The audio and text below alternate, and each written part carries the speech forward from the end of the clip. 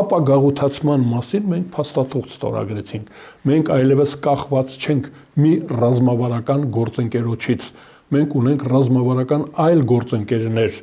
ու ես կարծում եմ, որ այդ իմաստով մենք շատ կշահենք, որովհետև